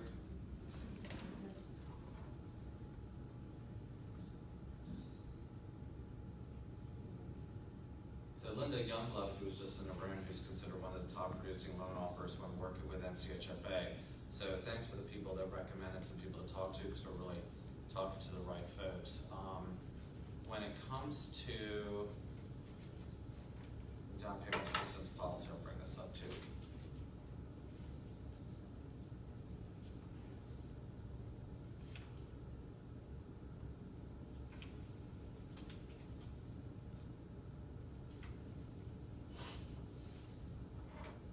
So I wasn't here last month, which was a bummer because I was in Pittsburgh, for the CLT conference or Community Land Trust. So I think the thing that we're trying to work with on this down payment assistance, and next time I think I'd like to, since we don't have a quorum, but walk through the policy just to make sure everyone knows this is just like, a guidance to walk through to get a general outline of what I've heard from committee, from these conversations we're having within the community. And where I seem to be landing on this, and again, we can make this longer and all those things, is that it's not a program that the city runs because we just don't have the capacity to do it, but we market to these loan folks that are around town, several of which we've already talked to let them know that we are trying to find the 80% or below AMI individuals or families that are looking into home ownership within city limits that you're working with, because usually these are the mortgage folks that see those families and households, and working with those families and let these bankers know that there is another product out there, so that when they've worked with NCHFA, which these loan folks do, they've worked on the 20%, they've taken advantage of other down payment assistance programs, the bank's down payment assistance, that then we have marketed our program that we have $1 million to also go towards this, to help this homeowner get into that home. What the bankers told me, particularly Lynn with Alcova, was she often qualifies families, and please take a look at your banker meeting notes, but she can qualify families, but sometimes they're $10,000, $12,000 short, and that's where our money can come in, probably above a 20% down payment assistance to get that person at a payment that they can afford, but we can fit in and we can go above 20%. So ideally, if everyone follows me here, and please let me know if you don't, we have this program once we decide on the policy, and we're kind of the source, the last down payment assistance of use, to where these bankers working with these families, we've marketed it to these bankers. They have that qualified 80% or below AMI family, including 60%. They're like, Paul, the Smiths are great, family of 3, they're looking good, credit score, etc. They have a low debt to income ratio, but you know what, we're $12,000 short. When that happens, they contact us to say they've got a qualified family, but they need $12,000 to get to where they need to be. And then based on our criteria and our policy, are they 80% or below, et cetera, whatever all of those are, then that money goes out to them. So we're like the money of, to get the deal closed, which if I'm hearing the bankers correctly, there are those families out there that are $10,000, $12,000 short. Now, when you look at the banker meeting notes, none of this is easy. You know, like Lynn with Alcova said, a lot of times folks are coming with car payments that you know, they can't do anything with. It's pushing their down payment assistance, or sorry, their debt to income ratio up. Credit scores they can work with. These top producing loan officers are great about referring folks to On Track. It'd be wonderful down the road we have like an IDA type of thing, but they'll work with the families, and when they get close enough, then that's when they will utilize us. I think the onus on the city is to make sure we're marketing this money to these top producing loan officers who work with NCHFA, who work with MHO, FHA, the VA, so that they know that this money is out there and that we're targeting 80% or below AMI families. And that's the way the city sees it, because we don't have a capacity to run a whole program ourselves right now. Our new director just started on Monday, so we'll see where we go with that, and we're still down Chris's position. But that's the way we look at it, to where the banks know it's out, the bank loan officers know it's out there, they know when to contact us, they send us some paperwork application, and then we get them that money before closing. So that's how we see it. When I looked at the meeting minutes notes, there were a lot of questions, and so I don't know if that clarifies how we hope to use it. Now, flip side, I know we talked this months ago, and I think maybe moved away. It was like, oh, well, if they need $60,000, that's, you know, something that can be talked about. But I know in HCD and other committees, it was like, okay, do the math. We've helped 14 families, and is that what we want to do? We have 5 years to spend this money. The cool thing I think about Asheville is that everyone re-examines these policies all the time to see if they're working. It would be part of my reporting every month to be like, yeah, okay guys, we're 6 months in and none of the banks are calling me and I'm in contact with them. We need to do something different to spend this money. But I feel like this is a good step to fill that gap above the 20% down payment assistance, which is what I think it's going to take to get somebody in a city limits house. I'll just bring up one house that I drive by all the time. It has not sold yet. There's a road called London Road. It's a cut through. It goes from Sweden Creek Road to Hendersonville Road. And you talk about gentrification, that street that's what's happening to that street. So this is a very modern house on a tiny lot. And the original sales price was $345,000 in a neighborhood that totally cannot support that. I think they have come down to about $325,000. But I think about, you know, it's in Shiloh. Exactly. That's one. 345,000. I mean, it's modern. It's really cool. The lot is really tiny, but I mean, I think about how is somebody going to be able to afford that. Right. I mean, we're hoping we'll get some stuff online in the next couple of years, and with the CLT gaining their capacity. But you know how that works. You know, Hilliard, you know, D-Review, if we can get them moving, you know, maybe 2 years out. You know, and you know what happens with the high impact sites, which is 319 Biltmore. That'll be updated at the HCD meeting, special HCD meeting on November 15th for anyone who wants to come to that. But it's very true. I mean, within the city limits, of bankers basically said $300,000 is the house cost, you know, for in the city limits. So, you know, that's a $90,000. Am I right there? No, $60,000 down payment, and then you're looking at a mortgage of $240, and then you do those numbers. So, also in your packet was this home ownership, which Chris had started before he left, and then I just tried to take it to another level. But you know, here's 210 house and a $200,000 house. There is a developer I'm working with right now who wants to build townhouses. They're trying to hit that target. You know, and it's struggling, I think, to come in at that price range, but she's still trying to work with us. And then I basically looked at a $150,000 house, which seems to be reasonable, and then a $300,000 house. So The numbers are close estimates of, you know, if there's an HOA fee, more, or your taxes, et cetera. But what it does is, if you look in this column right here, $300,000, the total monthly cost of the $300,000 house, which is with a 20% down, you've got a loan of about $242, give or take. That monthly mortgage housing cost is gonna be $1,573. And so, you know, in the pink here. So you'll see that a family of 4 at 100% of AMI can't afford that payment, let alone a family of 4, 3, or 2 at 80% AMI, you're off by about $300. So is this where, you know, our down payment assistance comes in? So I just try to do the pink and the green, or the red and the green about who could afford it, based on our AMI. So, you know, Delana's awesome because she's always wanted to hit the 50% AMIs and the 30% AMIs, but we're looking at some numbers here that it gets tough. And then even a $150,000 house, which wouldn't that be nice? Your monthly payment, again, give or take, $929. So these numbers aren't, you know, perfectly set in stone, exact examples. I mean, 100% AMI families, no problem. 80% AMI families, no problem. Family of 4 at 60% can do it. It's a little 920 versus 929, but I think we could make that work. But a family of 3 at 60% AMI is about $100 short.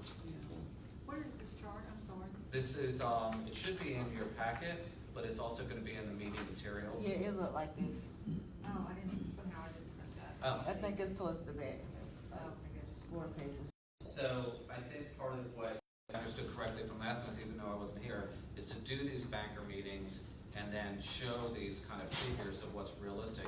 You know, we can play around with them a little bit. Like, as an example, if this $300,000 house, which again, for better or worse, right or wrong, seems to be an average cost of a city limit home. If we change that to $80,000, so we add another, you know, the banker could get the NCHFA money for $60,000. We put in another $20,000. It'll take the loan down to this. Technically, that's supposed to update. Did it?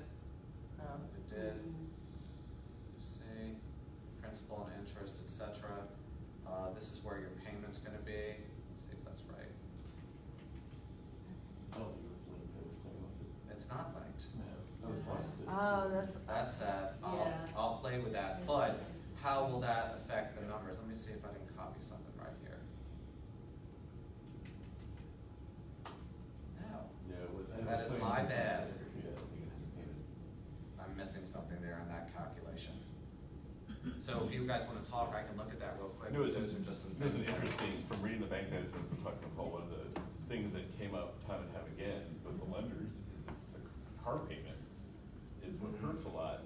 So one of the questions that was coming up is, does the, I mean, if the down payment assistance, whatever it is going at closing, can that be used to pay a car payment off?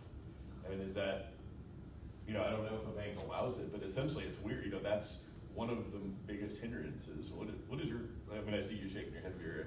What is your thought on like a car payment? Like, I mean, it's one of the largest payments people have. It is. And it hurts what people can spend per month on it. That's right, that's just the income ratio. I don't know how you do that on a closing statement. It's almost like paying off a mortgage. Closing We- statement. I don't know how you do that Yeah, on a or closing Jonathan, statement. I'm just curious, like, what you, Yeah. because this was definitely something we talked about with the bankers. The banker came up time and time again that the car payment on the buyers that needed the most, that's usually the thing that hurts the most. And is this something that at closing the down payment can take care of? Is that a bad practice? Can't imagine it would because there's no equity in that car. Like, the car's gonna lose value over time and, Right. you know, the lenders want their money to go towards things that are gonna, you know, gain value or at least maintain. Yeah. And this is not, you know, this is not like a take care of it all in one big swoop sort of thing, but the thing that comes to mind to me is that if their credit score has gone up since they got the car loan, then, you know, you can refinance that car loan and that payment can come way down. And if the credit score has not gone up since you got the car loan, then there's things that can help that credit score go up, but that's gonna take, you know, it's like, it's the same old worry, like, oh, gotta build your credit, gotta go shop Yeah. around for a loan, you know?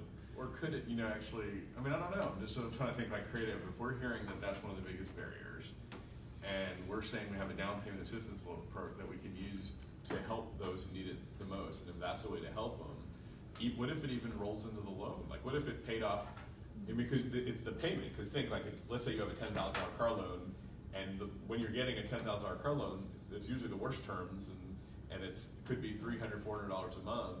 What if the better use is to take that $10,000, have it as part of the price, or as that soft second, so it doesn't go away, it's just shifting it to spread out 30-year payment. Almost like a debt consolidation. Almost like a debt. Yeah. But that's what keeps popping in my head. Yeah, almost when like a you're debt saying it. consolidation. City money, I could probably, I started saying do whatever we want, but Yeah. again, it was money designated for a certain reason. Yeah. And it sort Well, of I'm thinking gets it's into very that, similar like- to the trick, we use the trick, in our deal, we do, like, we will prepay PMI, we prepay PMI as a builder sometimes, and that gives people more buying power.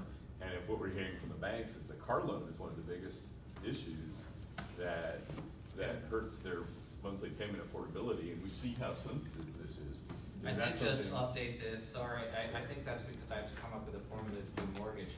But with a $300,000 house with $80,000 down, it takes the payment down to $14,852. So that helps this family of four, whose payment should be $1,533, but that's it. So even with that extra $20,000 down, it's not enough. And I thought the other interesting thing, and I appreciate this conversation, the other interesting thing was all the discussion about the homeownership voucher and how great that is, which it is. But then talking to Lynn at Alcova, she's not been able to close any of them. So even with that mortgage, guaranteed mortgage payment, she's struggling to close those loans. The last 12, she hasn't been able to close, and she's going to talk to Shonda at the housing authority and be like, she's hoping maybe when we figure out our down payment assistance, we might be another layer. And these guys are experts at layering stuff. That seemed to be a question in the notes from last month too. These guys know how to find that NCHFA money, down payment assistance money, but it's still not enough. And that voucher, while it sounds great, it's something we need to let Keith know. Like, hey Keith, you're right on target that this is a great program, but FYI, the banks can't close them. And that's something that's been coming to my mind, is that their home ownership program through housing, and knowing that those payments are guaranteed. And I know a couple people who we're not getting nowhere, even though they have access to this tool. Thanks, Margie. It's how do we utilize it, but then that goes back to the affordable rentals, because you can't even use the Section 8 vouchers. You can't find anybody that accept the Section 8 vouchers for rentals. So it's like, there is these awesome tools with guaranteed payment. Yeah. You know what I mean? Like, the payment is guaranteed. You hit the And jackpot. we still cannot find the flexibility or the people who are really willing to accept them or to be able to fully utilize them, even though we had these awesome tools at our disposal, which just compels it. I know. Mira, something positive? For the logo? I think I got something. Oh, well. Okay. She's got it. I'm not sure. Donna, when is the Community Land Trust going to move forward with getting houses in the land? Expending money into, for me, the way to get our families that are at 60% AMI and even maybe a little bit below 60%, if that land trust were up and going, and a family came to the land trust and said, hey, here's a house for $200,000, $240,000, I wanna buy it, I wanna be part of the land trust. If the land trust could make that deal and then layer the land trust money, which is gap financing, you're gonna own the property, You own the land, yeah. it stays affordable, and then you add your down payment assistance from the city, that makes it an affordable product, and you're touching the people that we wanna touch. Yeah. So when are you guys gonna get? And so that's what that's the resale formula, and how we do that. We actually developed, working on with Mike today and tomorrow to get that figured out. Because one thing is, even in the community land trust, even with when we went to Durham to the symposium in Durham, they said there are the layers of subsidies, and that's why probably when you be talking about it, y'all always be like, because it's no way to avoid the layering when you trying to subsidize a certain amount of money. And they said that their minimum was, the least subsidy they done did was like 80,000. Yeah. And so The it's land and everything still, else. 80,000 was the smallest subsidy Wow. that they have done, and that's to make it affordable. And so even in doing the work of the community, even when you take out the land, and they really just financing the house, and that brings that value down a little bit, so that it can be fairly a low cost sale. It still requires, especially when you start getting into those lower AMIs, it still requires gigantic subsidies. And it's almost like there's no way of avoiding it, especially here given our housing prices. You know what I mean? And when we trying to look at the formula utilizing the markets here, it's like, it's almost, it's kind of scary a little bit. I'm being honest. I'm like, whoa, okay. Yeah. Because it's like the subsidies are so, like, I don't think we've seen a house that at 300, I think the subsidy was like 120. Like in order for it to make it affordable, and then that's with being able to utilize other products to layer on to make that subsidy happen. Yeah, so yeah, I hope you all don't do $80,000, $120,000 subsidies. I mean, you're gonna, whoa. But that was a Durham Community Land Trust that had those, that was their lowest subsidy. But what we're looking at is initially, we gotta really start building our portfolio and looking at it in different levels, because one thing we recognize is that when we look at those lower AMIs, it's also the credit readiness of being able to be financially financed through a bank or a credit union, financial institution for the home. Is how do we build the stepping stones into our process, so that maybe we start off with rentals, and with a program, a credit building or home ownership readiness program to prepare our residents for the home ownership while we build that into our portfolio, while we start buying those homes and making that affordable. So we have to look at it in a holistic way, because we also recognize the issues with being able to be financed in general. And that has been a huge barrier to home ownership, the hugest, especially for those low AMIs. Hey, Juana, doing these numbers here at 300,000, I gotta again figure out how to do this on Excel. But at a $300,000 house with 120 down, so that's 60,000 above the 20%, $60,000 more than NCHFA could do. That takes the payment to $966. With $966, we could help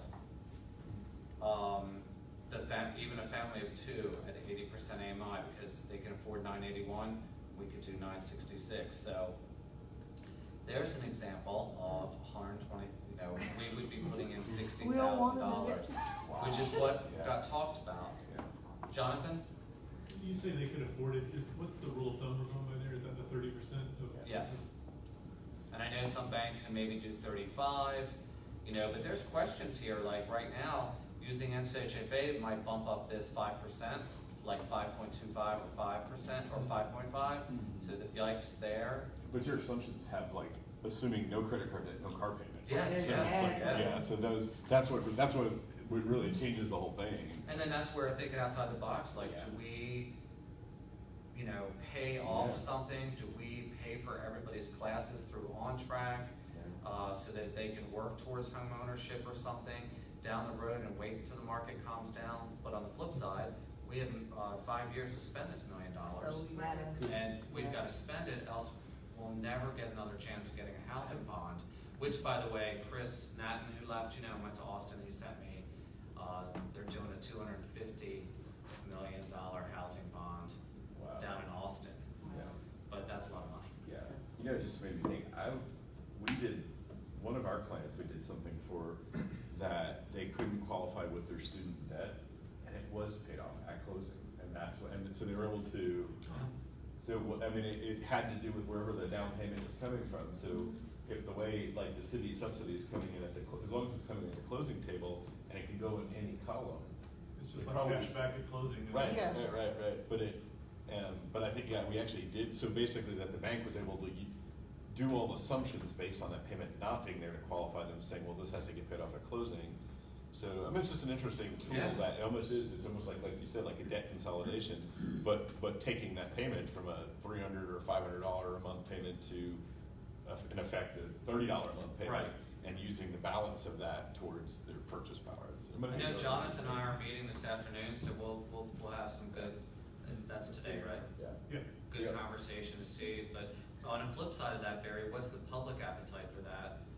With like, you guys are doing down payment assistance by, Well, it's essentially if you're not, the debt is still there. You're Right. not paying it off, it's just being, you're using it as a tool to shift the debt to Gotcha. more favorable terms. It doesn't go away, it's just basically shifting it into a different line item. Well, in some The other thing that, Refinance kind of, it's Yeah. almost like refinancing under the new criteria of the other thing, the kind of, regular. one thing you said that just made me spark a little bit is that the idea of rent to own, I wonder if that might be a compromise with the Cassinger project. You know, like, just as we think of like, if they're saying it has to be sold, I wonder if there's a way that it can say, well, that maybe what we can do is start off at being a rental, like, or some of the units set to that. That way, at least it's a way to balance this a little bit. Yeah. I don't know.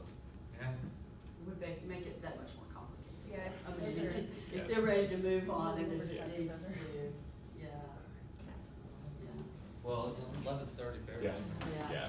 Well, this is an interesting meeting. It was interesting. Great Great. conversation. Just quickly a term that I hadn't really thought about the distinction. Did someone define then, what delineates a condo from a town? Kind of when we were throwing those terms around. Like So what- the term for financing is a condo, a townhome is on its own piece of land.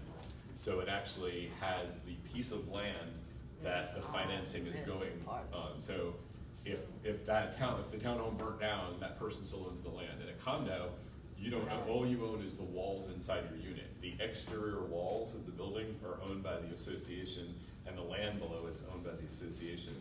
So essentially, it's like owning you own just your box. And so it's harder to finance that way, but if you actually own the structure with the land below it, then there's more financing. Thank you. It's, some of the townhomes, if I understand correctly, working with the mortgage folks, like they've actually come down to ways to drop that HOA. Like they're just doing the wall between them, and they can get them down to like a $50 HOA fee. Like people can still do their yard or whatever. So they're trying to help with those HOA costs for townhomes by just doing the wall between the two units, so. Or it doesn't even have, like I'm doing a 45 unit project, and our ones that are side by side, they're actually, even though they're butted to each other, they're actually, there's no, they're almost like they're just right up against each other, but they're not really connected. Oh, wow. So no common wall. There's no I mean, there's no really common wall that, they're actually like, there's an exterior wall, they just butt up against with something in between, but they're actually not even physically connected. Interesting. That's cool. So tricky ways to Yeah, it's tricky, lower tricky, your tricky. HOA fee. Would anyone else have anything they'd like to? Barry's gonna take us out on a high note. So this I'm is hoping that the revisited, city will right? start moving forward with some of this affordable housing building stuff. Yeah. I mean, you need more housing stuff. Yeah. We gotta get more housing stuff. Yeah. And I know that we're land bound, but Yeah. still, there has to be some more movement with regard to creating affordable housing stock. Yeah, and there's, what's great, is from this committee, but from everything we do outside, there's a lot of people who feel that way, and a lot of people are working really hard and sharing all of their expertise from builders to developers to financing, to people needing housing, to the bankers, and, having her come to the meeting was really helpful. Yeah. And because it's really important that we don't think in a silo. We can't just design something and say, well, then the next guy will figure it out. We have to design stuff and be thinking ahead and make sure they're part of the discussion. So if we need to adjust something on the front end, we're adjusting it so it has the back end way to happen. And I think we've, overall, I think in the committee we've done that where we're making sure we're getting planning and we get those people in, and even we've invited like the building code people in for some meetings. It's really important that they're in on it, because they're the ones who, whatever it's doing, they're having to enforce it. So it helps when they have the buy-in up front, or else when they get this stuff coming to them, they're like, I don't know, this rule doesn't make sense to me. And we're like, but that's not you're interpreting this not the way it was intended. Right. And they're like, I don't know. And they're like, well, you should be at these meetings. So we've been making them, having them come to the meeting, so. If we're missing anything, please let us know. We're very open. We're taking all this in with the bankers and the developers and walking across the hallway to planning, so yes. But we don't know it all. We're trying to keep learning and trying to find that sweet spot of affordable housing. But probably you're right, Vera, we need more stuff. And which means we'll get moving on our city-owned land and then hopefully do some more work. In your banker conversations, I'm not sure if you're talking to anybody at self-help, but I would recommend. I would love to do that. You do, because one good thing about how self-help is doing a home ownership, they have the lower credit scores, Mm-hmm. which is allowing people at 580 to be able to still purchase a home when their credit score can't reach the 6. And On Track, I know they work real closely with self-help on their home ownership program, so it'll be good if we referring them to that program to also be talking to a local bank that they also Jessica referring Palin people over to. there is awesome, and she also, like, I sat down with her a few months ago to make sure I knew everything I needed to know about manufactured housing, so that kind of widened my understanding of those things. And the wonderful thing about her is when I send folks to her, if she's not the right lender for them, she'll refer them to other folks, so. Yeah. You know, and that doesn't mean like, when she's not the best deal for them, she'll refer them to other folks, even if she's losing business, so she's really awesome. Thank you, everybody. So, yeah, so for next meeting, we